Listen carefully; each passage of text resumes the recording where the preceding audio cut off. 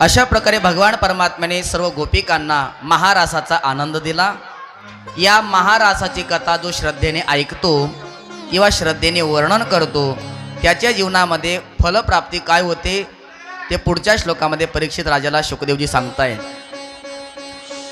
शांत बसा। विक्रीडितं ब्रजबधो विरिदं च विष्णो श्रद्धान्वितो नु शृणुयादथ वर्णयेद्यः भक्तिं परां भगवती प्रतिलभ्य कामम् हृदरोगमाश्वपहिनोत्यचिरेण धीरा। जो महारासाची कथा श्रद्धेने ऐकतो किंवा वर्णन करतो त्याला दोन गोष्टी प्राप्त होतात। पहिली गोष्ट म्हणजे भगवंताच्या ठिकाणी पराभक्ती प्राप्ती होते आणि दुसरी गोष्ट म्हणजे त्याचे हृदयरूपी रोग नष्ट होतात। हृदयामध्ये जो रोग आहे ते म्हणजे काम क्रोधाधिक विकार, ते सर्व विकार त्याचे नष्ट होतात। ही महारासाची फलश्रुती आहे।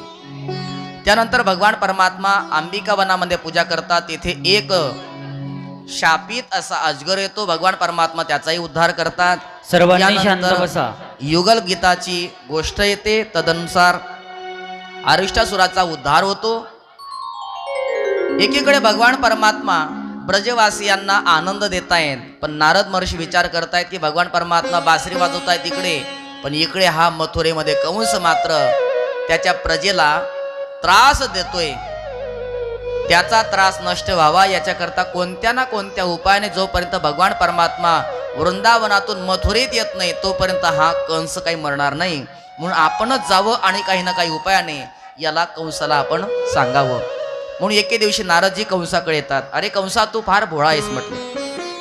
अरे अष्टमीच्या दिवशी रात्री वसुदेवजीच त्यांना 8वा मुलगा झाला होता, तो 8वा मुलगा गोकुळामध्ये येतात। तिथे माया जन्माला आलेली ती तुझ्या हातात दिली, ती गरगर गरगर फिरवली आणि ती आकाशामध्ये अष्टभुजा रूपामध्ये प्रगट झाली होती आणि तिने सांगितलं होतं किम मय हात या मंद जात खलू तवांत कृत। अरे मला काय मारतोस?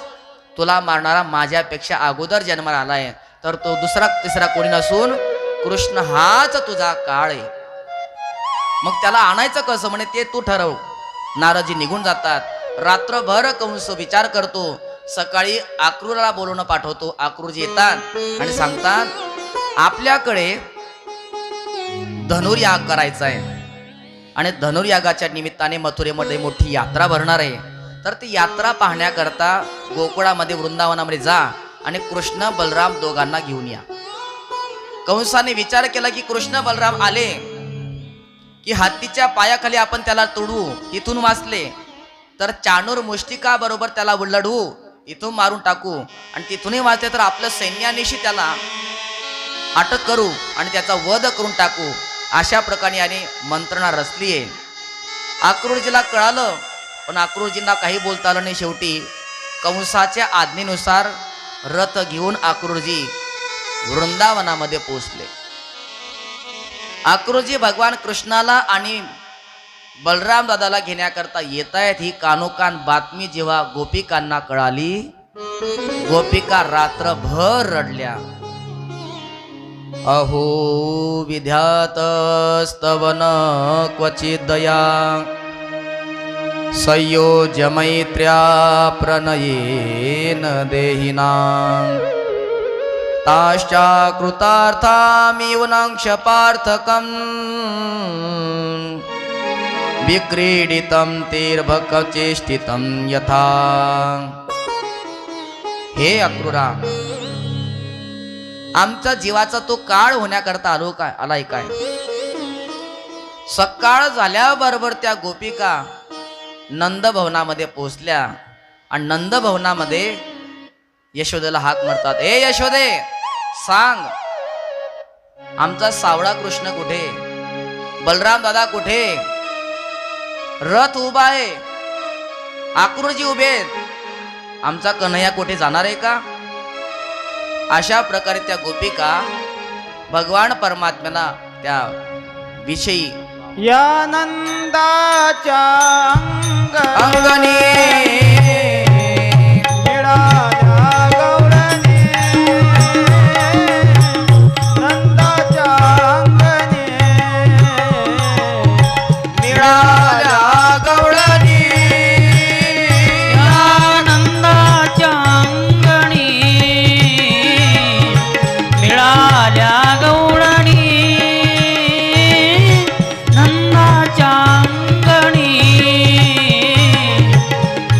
मिळाल्या गवळणी बोले नंदाची पटराणी सत्करित होनी मथुरेसी चक्रपाणी जातो गे सजनी विवर झाले अंतःकरणी मन ऐकोने या नंदाच्या अंगणी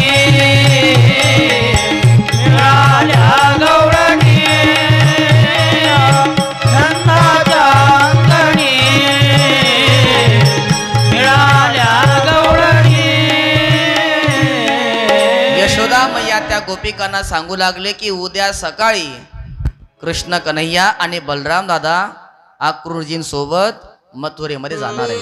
हे वाक्य ऐकलं विवळ झाले मन वचन ऐकोनी आणि मग त्यांनी मोर्चा वळला अक्रूरजींकडे. ए अक्रूला, ए चांडाळा, अरे का आमचा घात करण्याकरता आलायस? तुझ्या आईवडिलांनी तुझं नाव किती सुंदर ठेवलंय, अक्रूर. ज्याची करणी नाही क्रूर त्याला म्हणतात अक्रूर. पण नावाप्रमाणे मात्र तुझी करणी नाहीये. तुझं नाव अक्रूर आहे पण तुझी करणी मात्र क्रूर आहेस. का आमचा घात करण्याकरता आलायस तू? पण ज्यावेळेस स्वतः भगवान परमात्मा रथावर आरूढ झाले आणि गोकुळामध्ये एकच आकांत पेटला. कोणी रथाची चाकं पकडले, कोणी लगाम पकडले, कोणी भगवान परमात्मा जाऊ नये याच्याकरता रस्त्यावर आडव्या पडल्या.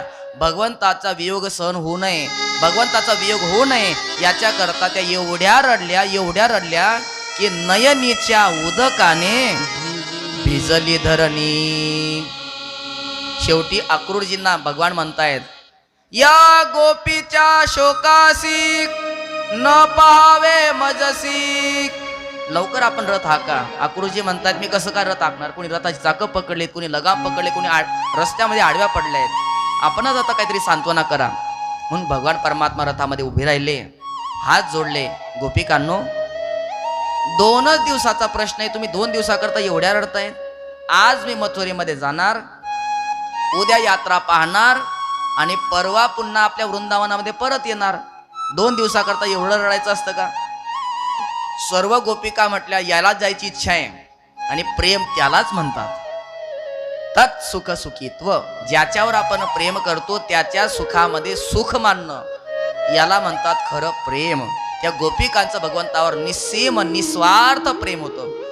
आपला कन्हैया जाणार, यात्रा पाहणार, त्याला आनंद प्राप्त होणार, त्याच्या आनंदामध्ये आपण आपला आनंद मानूया. आणि परवा तो परत येणार आहे, त्याने आश्वासन दिलंय. म्हणून परवा येणार याची वाट पाहत पाहत त्या गोपिकांनी निरोप दिला. भगवान परमात्मा म्हटले, परवा येतो, निश्चित येतो असं सांगून भगवान परमात्मा त्या वृंदावनातून निघालेत. जोपर्यंत भगवान परमात्म्याचा रथ दिसतोय त्या गोपिका रथाकडे पाहतायत. लांब रथ निघून गेला, रथ दिसणं बंद झालं. आता रथाचा फक्त ध्वजा दिसतोय. तो ध्वजा दिसणंही बंद झालं. मग रथाच्या चालण्याने ओढ आलेली जी धूळ होती ती धूळ पाहत पाहत उभे आहेत. आणि जेव्हा धूळही खाली बसली तेव्हा आपल्या घरी त्या गोपिका परतल्या. आता भगवान परमात्मा, नंद बाबा, सर्व गोपाळ वृंदावनातून मथुरेमध्ये आलेले आहेत. दुपारची वेळ होती आणि दुपारच्या वेळी भगवान श्रीकृष्ण नंद बाबाला म्हणतात, बाबा मी आजपर्यंत कधी या मथुरा शहरामध्ये आलो नाही, या नगरामध्ये आलो नाहीये. मला एकदा मथुरा नगर कसं आहे ही मथुरा नगरी पाहायची इच्छा आहे. थांबा, अजून वेळ आहे, अजून कंस मेला नाही आहे. वेळ आहे अजून, बसा खाली. अक्षदा वाटू नका,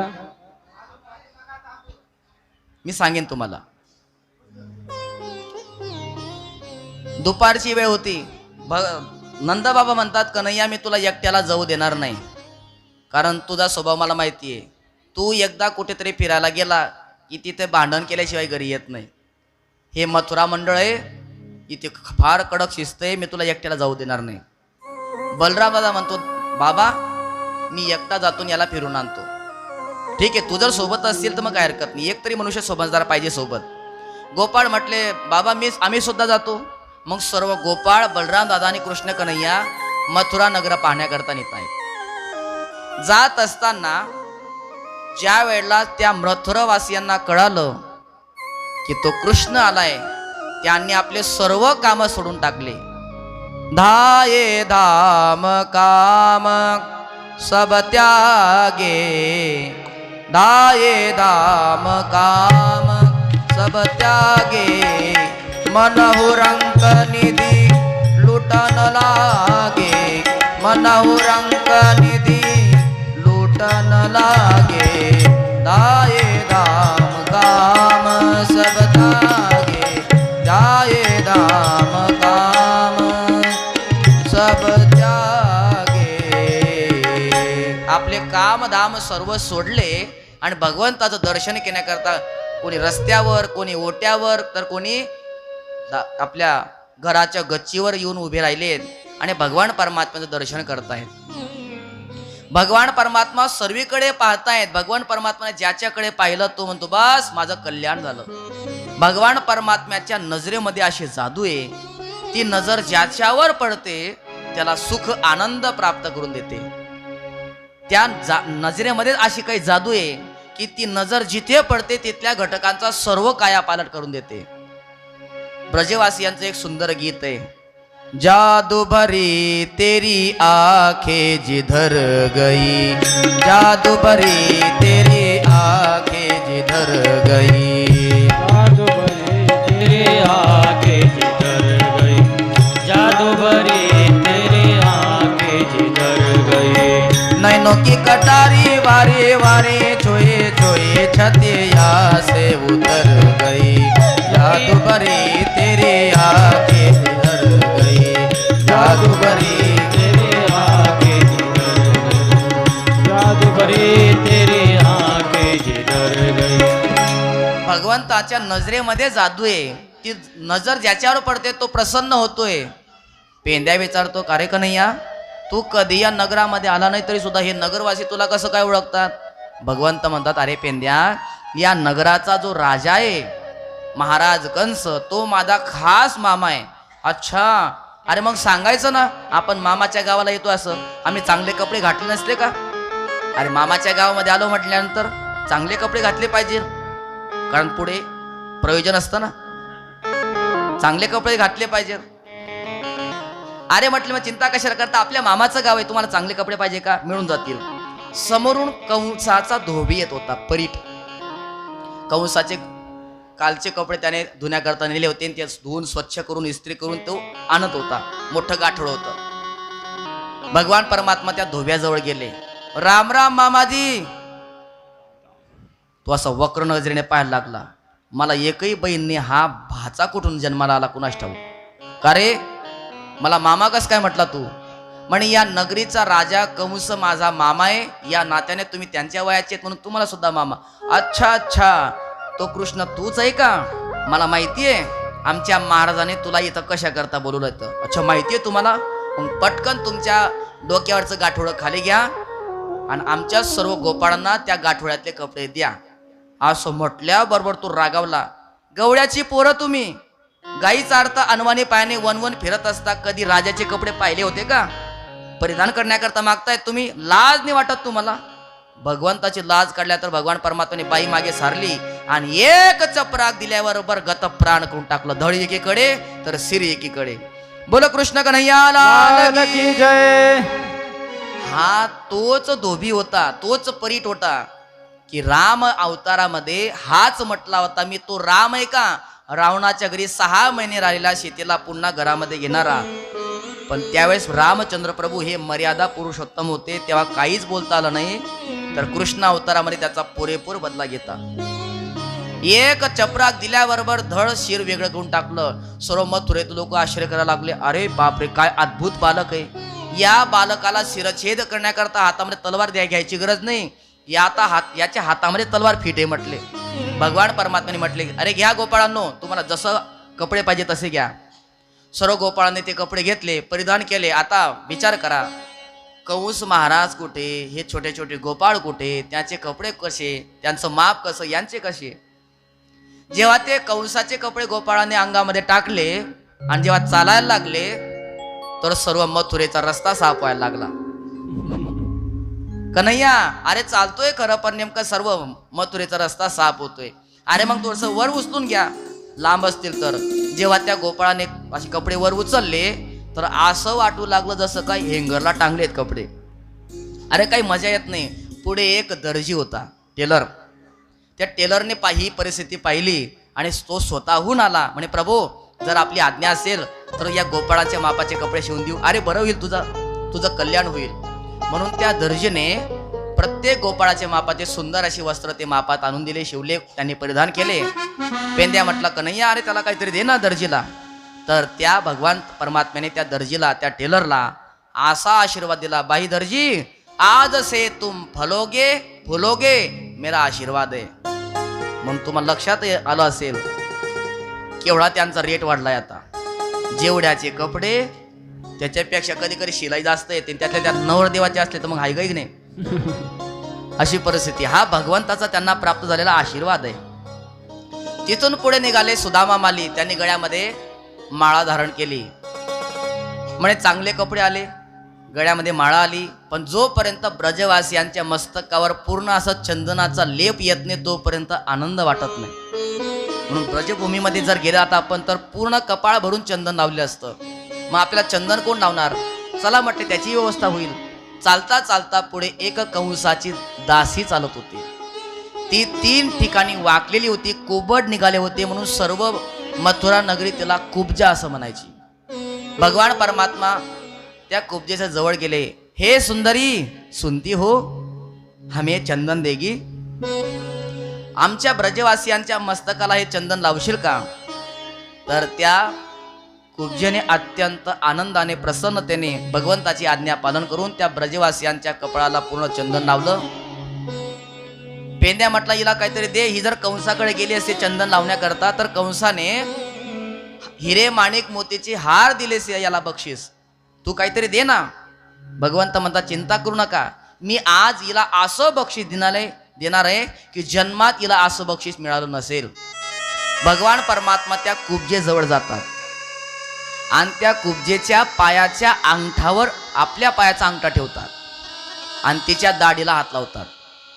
तेवढ्यात बलराम दादा मान फिरून घेतात. कन्हैया सांभाळ बर का, ही आपली गोकुळ नगरी नाही आहे, ही मथुरा नगरी मामाचं गाव आहे. भगवान म्हणतात चिंता करू नका दादा, मला पूर्ण लक्षात आहे की आपण मथुरा नगरीमध्ये आहेत. भगवान परमात्म्याने त्या कुब्जेच्या दाढीला झटका दिल्याबरोबर कुब्जेचे सर्व ते 3 कुबड गायब झाले. ती परम सुंदरी झाली. तिला भगवान परमात्म्याने आशीर्वाद दिला. पुढे निघाले तर त्या ज्या धनुष्याच्या निमित्ताने यात्रा भरली होती त्या धनुष्याचे 2 तुकडे करून टाकले. सेवकाने सांगितलं महाराज धनुष्याचे तुकडे झाले. कंस म्हणतो ज्या रती धनुष्याचे तुकडे झाले माझी गॅरंटी आता समाप्त, आता मी काही जिवंत राहणार नाही. मग तो प्रत्येक काळ्या गोष्टीमध्ये त्याला कृष्ण दिसू लागला. प्रत्येक काळ्या गोष्टीमध्ये समोरून एखादा सेवक आला काही सांगण्याकरता विनंती करण्याकरता तर त्याच्या काळ्या डोळ्यामध्ये काळ्या बाहुलीमध्ये सुद्धा याला कृष्ण दिसायचा. जेविता बोलता शेजेसी पै नेजे आला आला आला मज मारावया, मला मारण्याकरता आला. अशा प्रकारे अगदी बेभान झाला. दुसऱ्या दिवशी सकाळीच ती मल्ल सभेचं आयोजन होतं.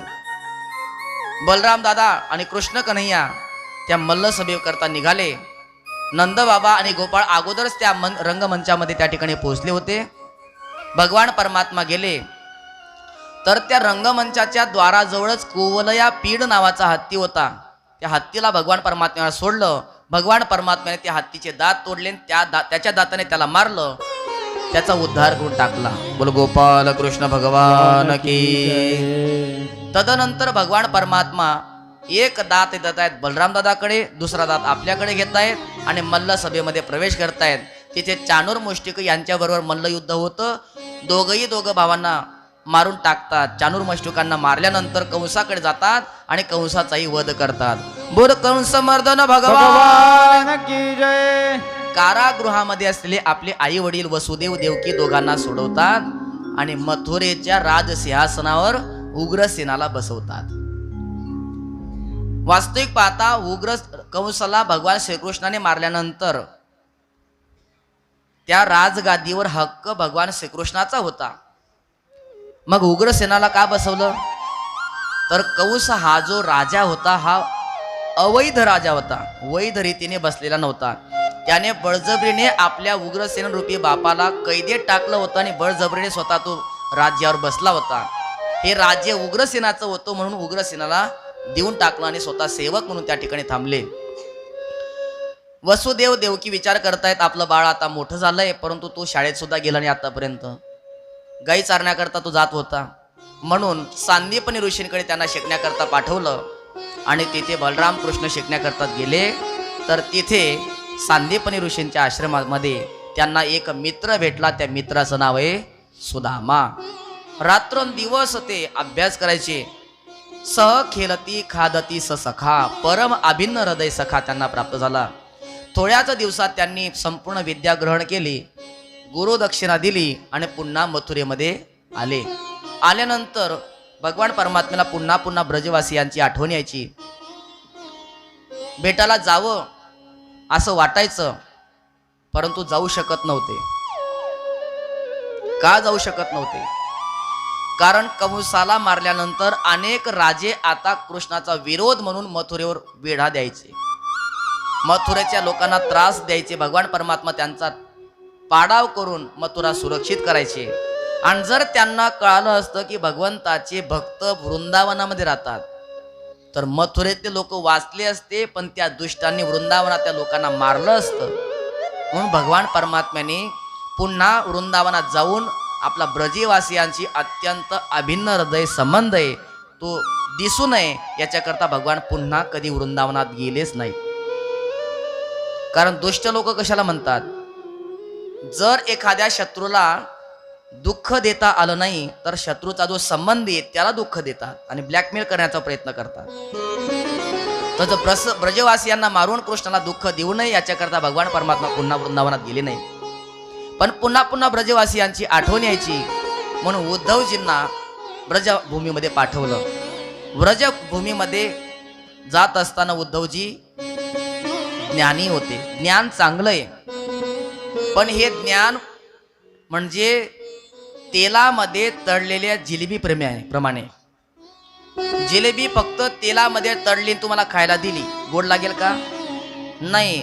जोपर्यंत साखरेच्या पाकामध्ये घोळत नाही तोपर्यंत ती गोड लागत नाही. तसं नुसतं ज्ञान चांगलं नाही, भक्ती प्रेमाशिवाय ज्ञानाला काही किंमत नाही. भक्ती प्रेमाविन ज्ञान नको देवा. तर ते भक्ती प्रेमाचा आनंद मिळावा, हा भक्ती प्रेमामध्ये नाहून निघावा याच्याकरता भक्तीच्या परम आचार्य असणाऱ्या गोपिका, त्या गोपिकांकडे उद्धवजींना पाठवलं.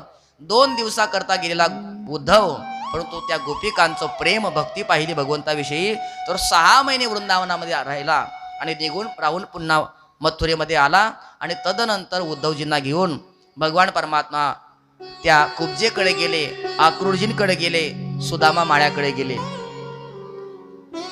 यानंतर भगवान परमात्म्याने अनेक वेळेला अनेक दुष्टांना मारलं आणि दुष्टांपासून या पृथ्वीचं संरक्षण केलं.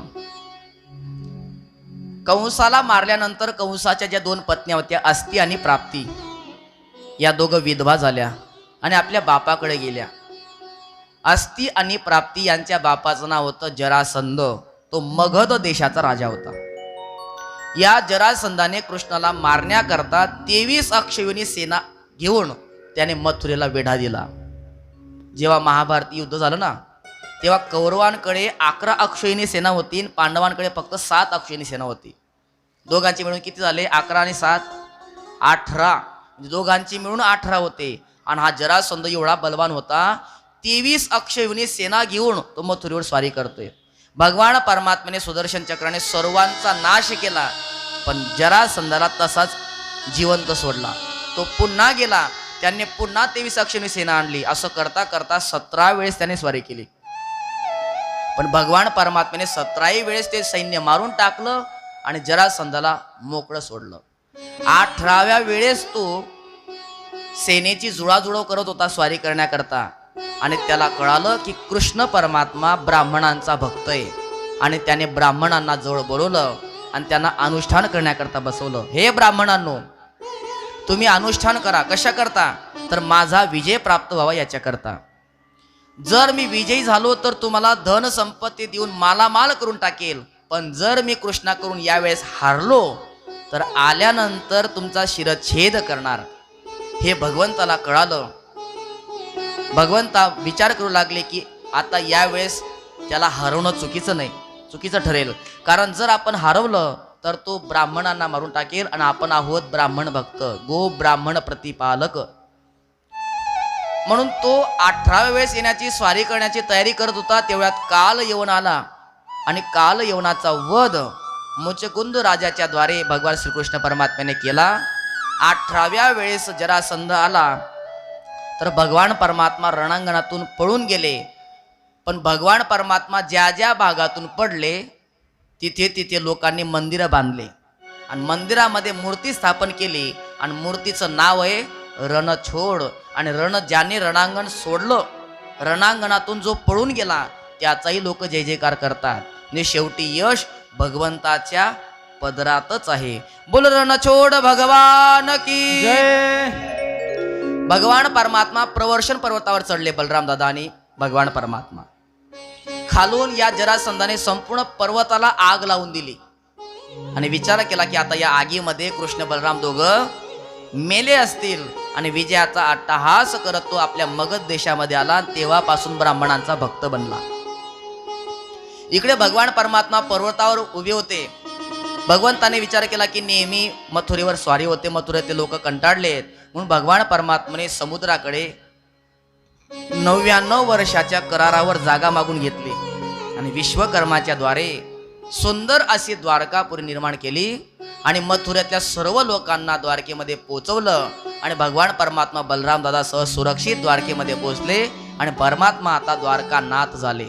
बोल द्वारकानाथ भगवान की जय. भगवान परमात्म्याचं वय आता 25 वर्षाचं झालेलं आहे. भगवंताने विचार केला की 25 वर्ष वय म्हणजे योग्य लग्नाचं वय.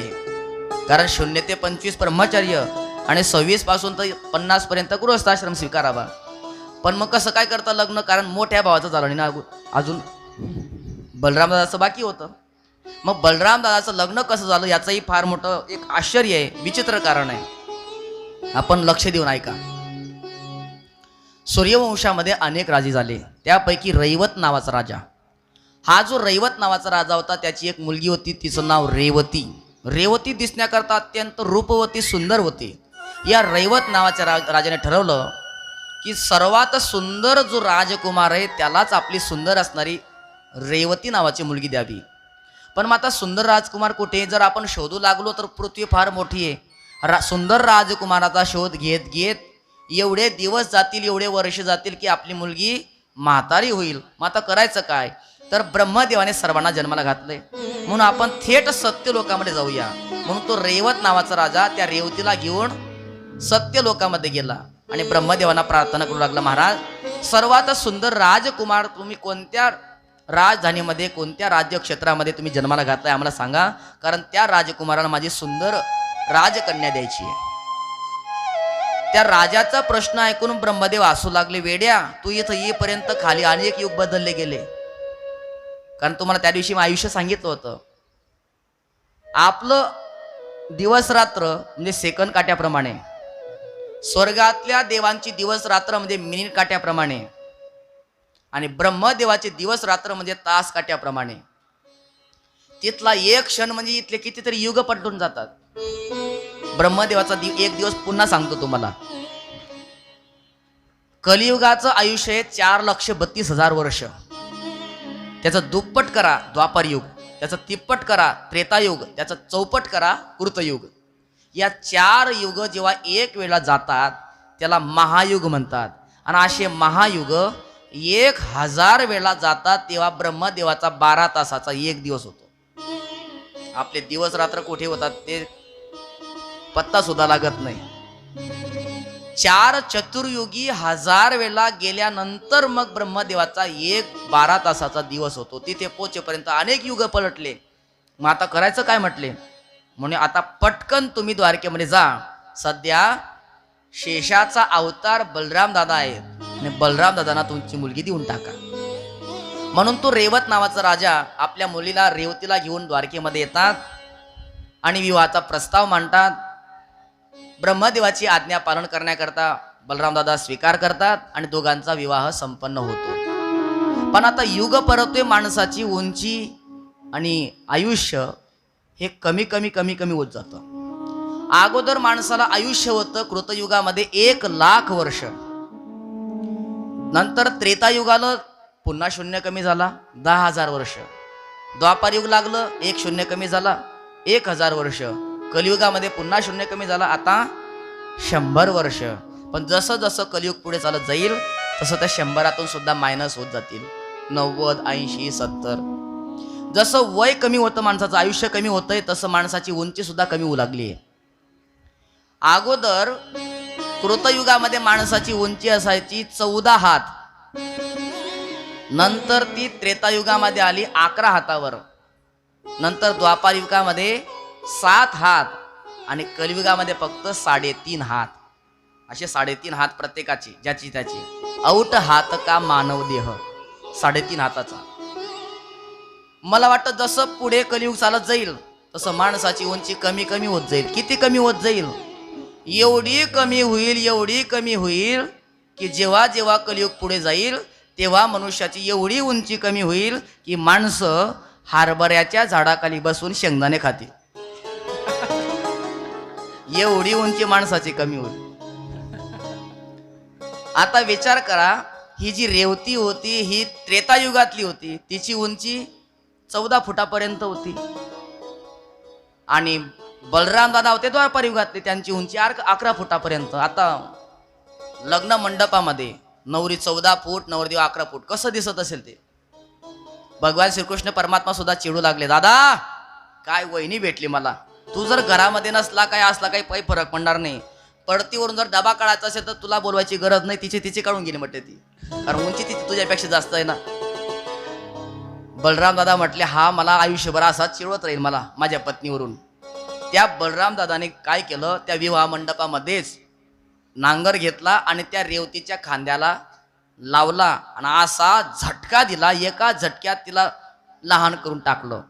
लग्नातच आता झटका दाखवला, परिणाम पुन्हा कधी ती व्यंकटेश भगवंताच्या बलराम दादाच्या समोर आलीच नाही आणि त्यांचा थाटात विवाह संपन्न झाला. अशी त्यांच्या जीवनातली ही लग्नाची गोष्ट. भगवंत विचार करतायत की बलराम दादाचा विवाह झाला, आता आपला करायला काही हरकत नाही. शुकदेवजी म्हणतात, परीक्षित, भगवान परमात्म्याने राक्षस विधीने रुक्मिणी मातेबरोबर विवाह केला. परीक्षित राजा विचार करतात की राक्षस विधीने का केला, तर त्याचं तुम्ही विस्ताराने वर्णन करून आम्हाला सांगा. तर सर्वांनी भगवंताच्या विवाहाची कथा लक्ष देऊन ऐका.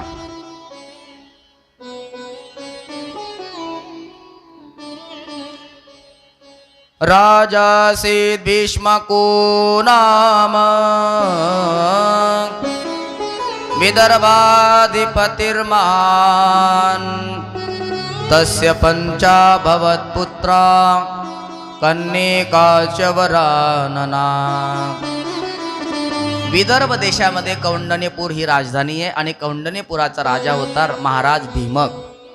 त्या भीमक राजाला 5 मुलं होती आणि 1 मुलगी होती. मुलांची नाव ऐका. मोठ्या मुलाचं नाव होतं रुक्मी, रुक्मरथ, रुक्ममाली, रुक्मकेशी आणि रुक्मबाहू. 1 मुलगी होती, तिचं नाव होतं रुक्मिणी. ही रुक्मिणी उपवर झाली. 5ही मुलांना जवळ बसवलं आणि भीमक राजा म्हणतात, तुमची बहीण आता उपवर झाली, तिचा विवाह करावा लागेल. माझं असं म्हणणं आहे की द्वारकाधीश कृष्णाला तुमची बहीण देऊन टाकावी. 4 भावांचा होकार आला, पण रुक्मिणी मातेचा जो मोठा भाऊ होता त्याचं नाव रुक्मी होतं. तो म्हटला, त्याच्याबरोबर, त्या गवळ्याच्या पोराबरोबर माझ्या बहिणीचा विवाह कदापि शक्य नाही. अरे तो शूर आहे, कसला शूर म्हटल्या तो.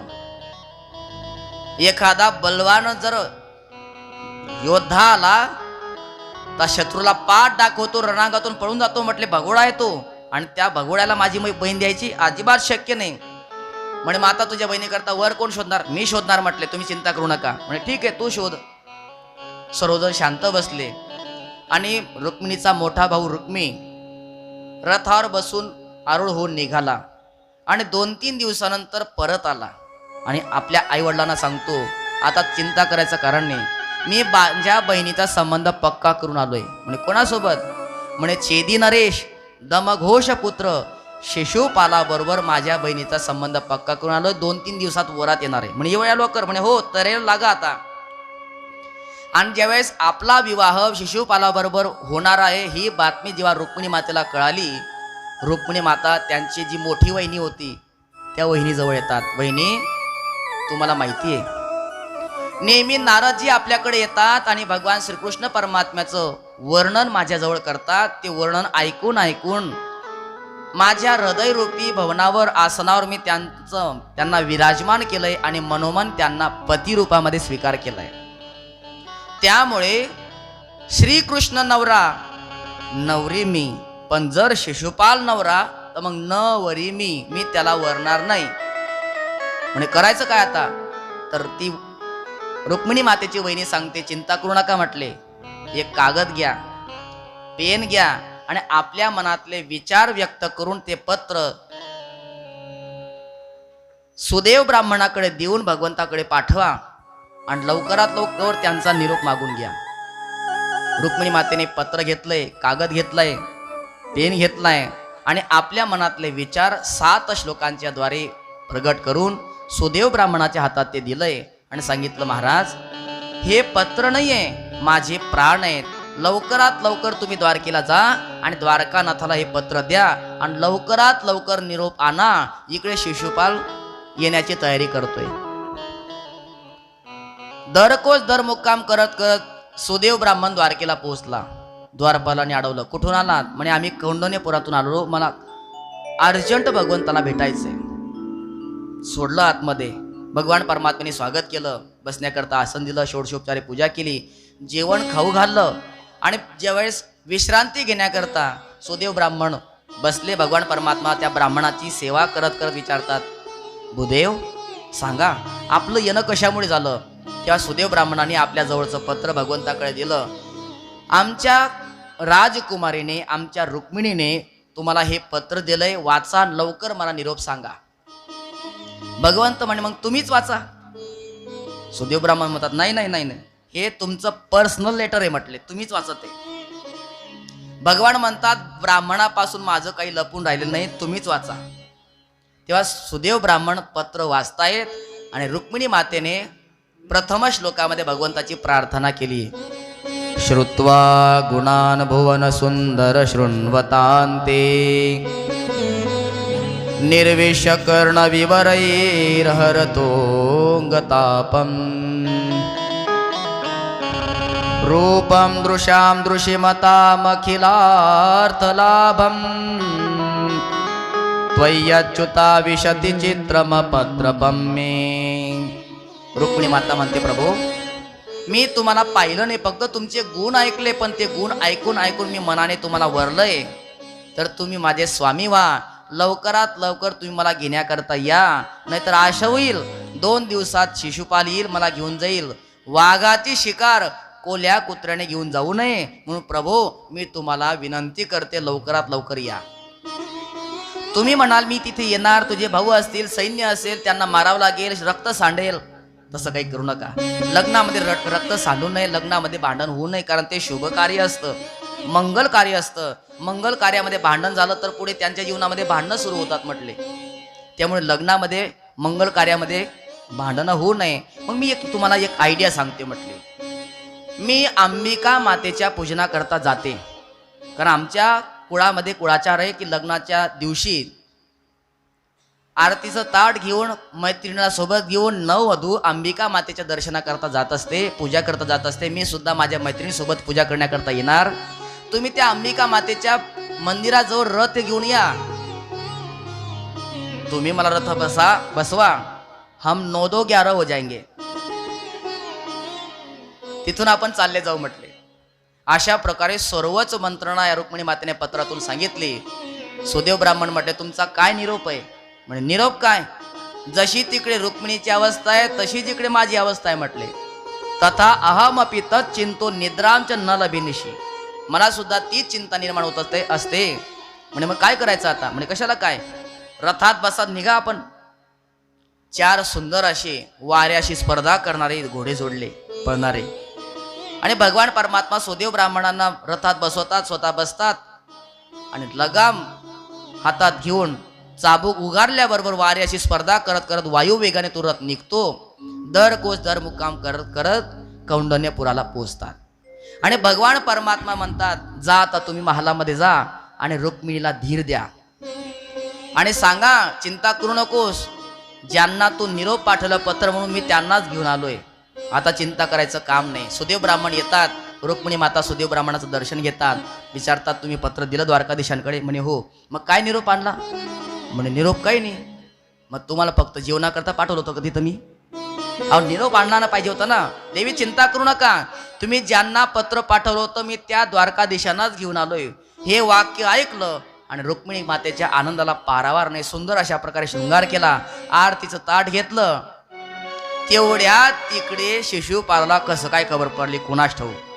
शिशुपालाला खबर कळली की या कौंडण्यपुरामध्ये द्वारकाधीश कृष्ण आले आहेत. जरासंध म्हणते का रे, प्रवर्षण पर्वतामध्ये त्याला जाडून मारून टाकलं, तो कसं काय जिवंत झाला कुणास ठाऊक.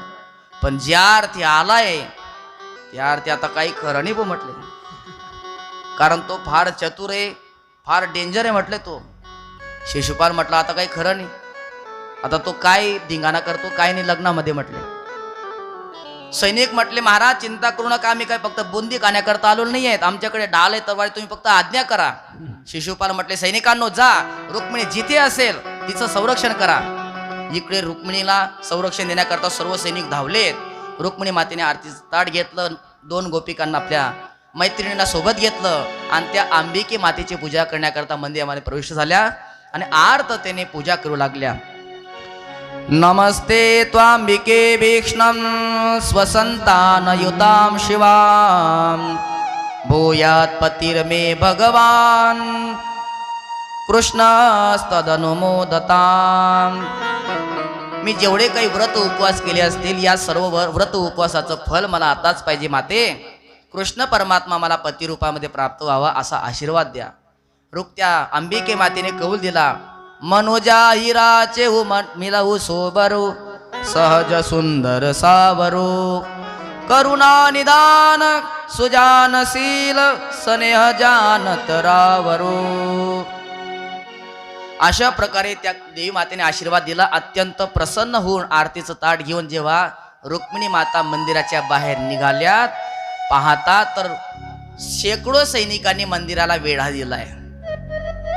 हृदयाची टोके वाढले. अरे अरे, आपण काय सांगितलं होतं, मंदिराजवळ कोणी नसणार, तुम्ही रथ घेऊन या, मला रथात बसवा आणि द्वारकेला घेऊन चला. पण इथं तर एवढे सैनिक आहेत, आता एवढ्या सैनिकामध्ये माझ्या प्राणप्रिय कृष्ण परमात्म्याला मी कसं काय ओळखणार.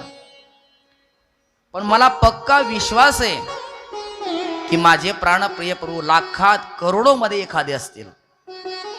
रुक्मिणी माता जशी मंदिरातून बाहेर आली, त्या सैनिकांनी एवढी सुंदर राजकुमारी आजपर्यंत कधी पाहिलेली नव्हती. त्यामुळे रुक्मिणी माताचं सौंदर्य पाहिल्याबरोबर ते मंत्रमुग्ध झाले, भावविभोर झाले. आपण कुठे उभे आहोत, कशा करता उभे आहोत हे ते विसरले आणि एकटक रुक्मिणी मातेचं सौंदर्याकडे पाहू लागले. त्यांना भानच राहिले नाही आपण कुठे आहोत, कशा करता उभे आहोत. तेवढ्यात भगवान परमात्मा एवढ्या गर्दीतून पुढे शिरकले.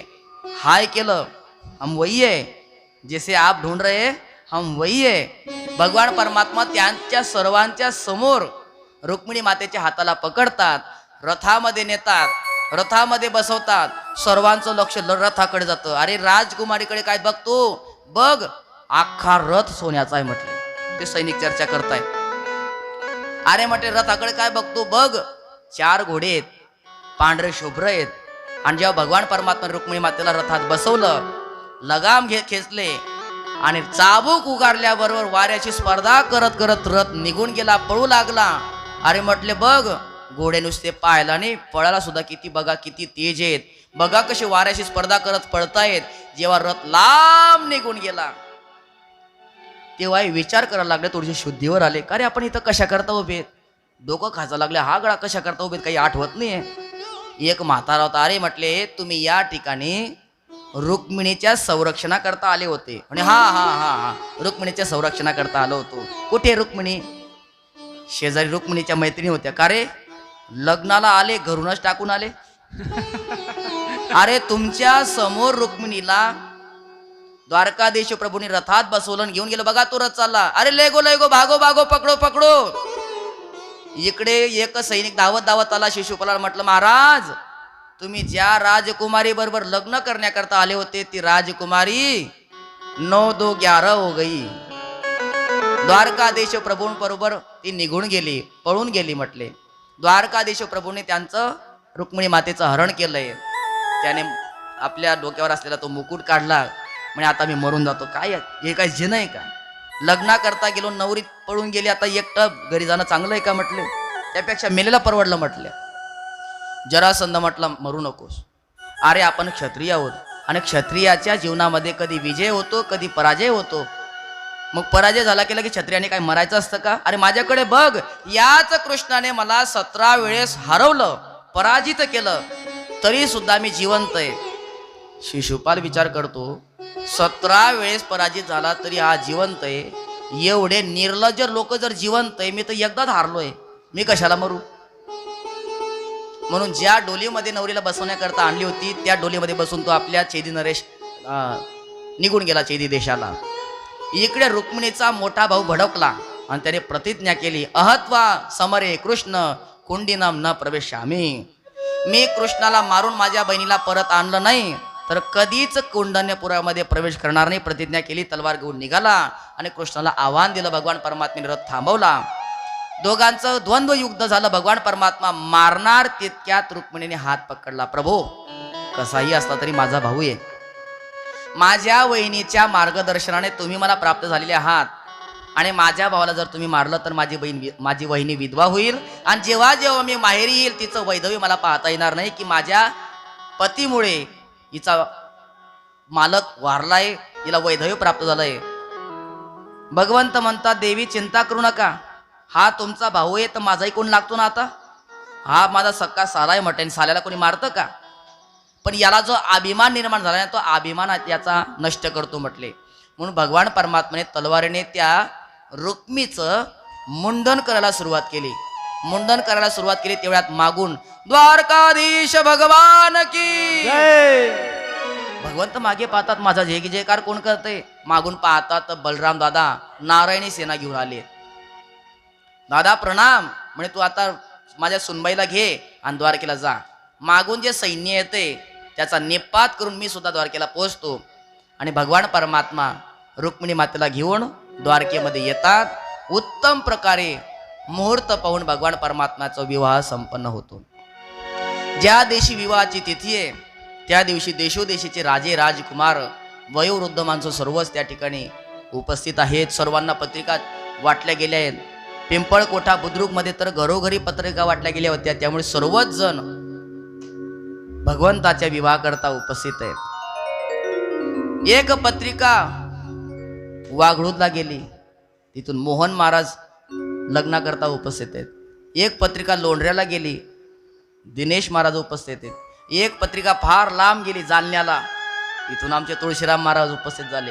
एक पत्रिका हातनूरला गेली, तिथून आमचे ईश्वर महाराज उपस्थित झाले. सर्वच आणि प्रत्येक घरोघरी पिंपळकोठा बुद्रुकमध्ये ती पत्रिका वाटली गेली आणि सर्वच लोक अत्यंत प्रेमाने स्नेहाने ते सस्नेह आमंत्रण स्वीकारून भगवंताच्या विवाहाकरता द्वारकेमध्ये उपस्थित आहेत.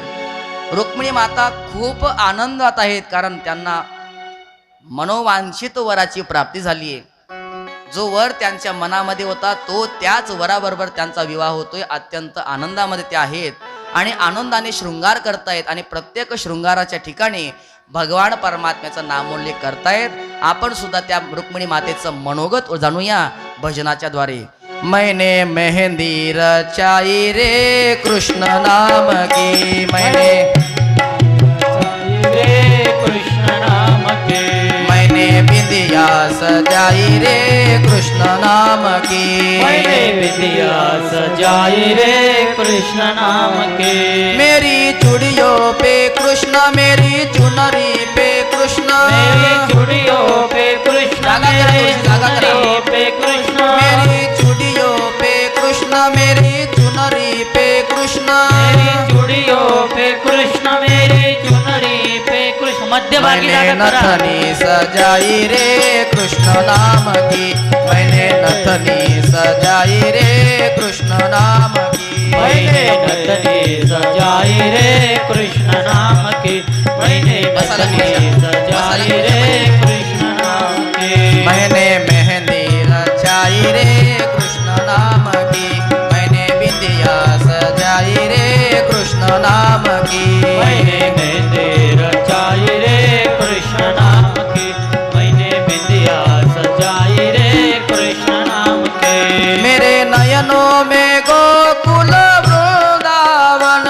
मेरे नयनों में गोकुल वृंदावन मेरे प्राणों में मोहन मन भावन मेरे प्राणों में मोहन मन भावन मेरे प्राणों में मोहन मन भावन मेरे प्राणों में मोहन मन भावन मेरे होठों पे कृष्ण मेरे हृदय में कृष्ण मेरे होठों पे कृष्ण मेरे हृदय पे कृष्ण मेरे होठों पे कृष्ण मेरे हृदय में कृष्ण मेरे होठों पे कृष्ण मेरे हृदय पे कृष्ण मैंने ज्योति जलाई रे कृष्ण नाम की मैंने मेहंदी रचाई रे कृष्ण नाम की मैंने मेरे रचाई रे कृष्ण नाम की मैंने मेरे रचाई रे कृष्ण नाम की द्वारकाधीश भगवान की जय। अब छाया है कृष्ण मेरे अंग अंग में अब छाया है कृष्ण मेरे अंग में मेरा तन मन रंगा है उसके रंग में मेरा तन मन रंगा है उसके रंग में मेरा प्रीतम है कृष्ण मेरा जीवन है कृष्ण मेरा प्रीतम है कृष्ण मेरा जीवन है कृष्ण मेरा प्रीतम है कृष्ण मेरा जीवन है कृष्ण मेरा प्रीतम है कृष्ण मेरा जीवन है कृष्ण मैंने माला बनाई रे कृष्ण नाम की मैंने माला बनाई रे कृष्ण नाम की मैंने माला बनाई रे कृष्ण नाम की मैंने माला बनाई रे कृष्ण नाम की मैंने मेहंदी रचाई रे कृष्ण नाम की मैंने बिंदिया सजाई रे कृष्ण नाम की